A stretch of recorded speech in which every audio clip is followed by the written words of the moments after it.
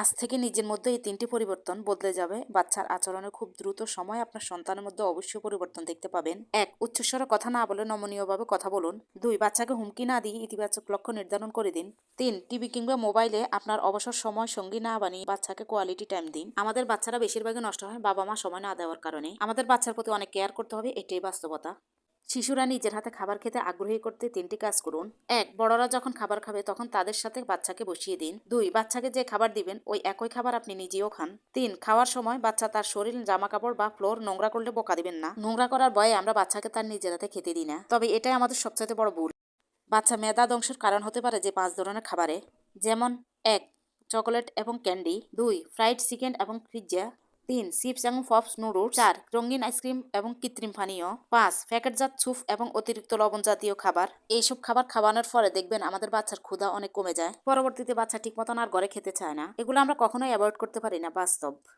বাচ্চা কয়েল, সাবান, কেমিক্যাল খেয়ে ফেললে যা করবেন: ১. বাচ্চাকে শান্ত রাখুন। ২. বমি করতে দেওয়া যাবে না। ৩. পরিষ্কার পানি দিয়ে মুখ ধুইয়ে নিন। ৪. দুধ, পানি বা ঘরোয়া কিছু খাওয়াবেন না। ৫. কি খেয়েছে তা বোঝার চেষ্টা করুন। ৬. দ্রুত নিকটস্থ হাসপাতালে নিয়ে যান, তবে বাচ্চার দিকে অনেক খেয়াল রাখতে হবে।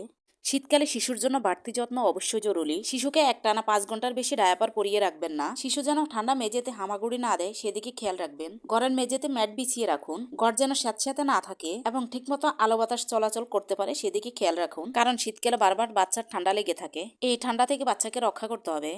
বাচ্চা কম ঘুমাচ্ছে মনে হলে এই ৩টি কাজ অবশ্যই করবেন।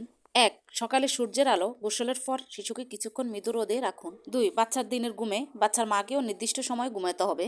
৩. কিছু খাবার আছে যেগুলো ঘুম বৃদ্ধিতে সরাসরি প্রভাব রাখে, সেগুলো খাবার খাওয়ানোর চেষ্টা করুন। আপনি নিশ্চয়ই চান আপনার সন্তান স্মার্ট, বুদ্ধিমান ও আত্মবিশ্বাসী হোক, তাই না? যখনই আপনি যে কোনো কাজের জন্য বাইরে যাবেন, সুযোগ হলে বাচ্চাকে নিয়ে যাওয়ার চেষ্টা করুন। একাধিক গবেষণায় বলছে বাস্তব জীবনের যে অভিজ্ঞতা থেকে বাচ্চারা যে শিক্ষাগুলো পায় সেগুলো কোনো শিক্ষা প্রতিষ্ঠান থেকে পাওয়া সম্ভব নয়। আপনি আপনার বাচ্চাকে যত বেশি সময় দিবেন তত বেশি বাচ্চা মেধাবী হবে। প্রথম ৩ বছর বাচ্চাকে একটি খাবার থেকে দূরে রাখুন। ৭০ বছরের গবেষণায় বলছে শিশুর স্বাস্থ্যের অবস্থা কেমন হবে তা অনেকটাই নির্ভর করে তার জীবনের প্রথম ৩ বছরের উপর। এই 3 বছর শিশু যদি চিনি বা চিনিযুক্ত খাবার না পায় তবে ভবিষ্যতে তার উচ্চ রক্তচাপ, ডায়াবেটিস, মুটিয়ে যাওয়া সহ বিভিন্ন রোগের ঝুঁকি বহুলাংশে হ্রাস পায়। তাই শিশুকে 3 বছরের আগে চিনি ও চিনিযুক্ত খাবার থেকে দূরে রাখুন। একটা সময় কিডনিতে অনেক এফেক্ট হয়ে যায়। গর্ভাবস্থায় যে 8টি খাবার অবশ্যই খাবেন না: ১. কাঁচা পেঁপে। ২. কাঁচা মূলা। ৩. বেগুন। ৪. অ্যালোভেরা। 5. সজনা। ৬. মেথি শাক। ৭. করলা। ৮. অঙ্কুরিত বীজ। এই খাবারগুলো অবশ্যই অ্যাভয়েড করবেন, শুধু গর্ভবতী মায়েদের জন্য।